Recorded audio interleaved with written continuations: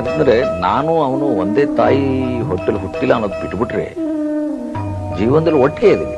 And ನಾನು ಹೇಳ್ತೇನೆ, is my royal and loyal friend ಅಂತಾನೆ ಕರೀತಾರೆ. ಏನೇ ಆದ್ರೂ ಕೂಡ ಸ್ಪಂದಿಸ್ತೀವಿ ಒಬ್ರಿಗೊಬ್ಬರು.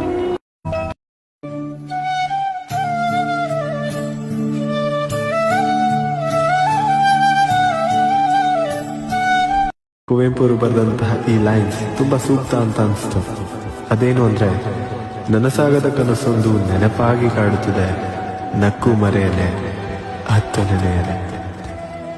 ಜೀವನದಲ್ಲಿ ಸೋಲು ಬರ್ತದೆ, ಬಡತನ ಬರ್ತದೆ, ನೋವುಗಳು ಬರ್ತವೆ, ನಿರಾಶೆಗಳು ಬರ್ತವೆ, ನಿಂದೆಗಳು ಬರ್ತವೆ, ವೈರಿಗಳ ಚುಚ್ಚು ಮಾತುಗಳು ಬರ್ತವೆ. ಇದೆಲ್ಲವನ್ನ ಮೀರಿ ಬದುಕುವುದನ್ನ ಪುಸ್ತಕ ಓದಿ ಕಲೀಲಿಕ್ಕಾಗೋದಿಲ್ಲ, ಜಗತ್ತು ನೋಡಿ ಕಲಿಬೇಕಾಗ್ತದೆ.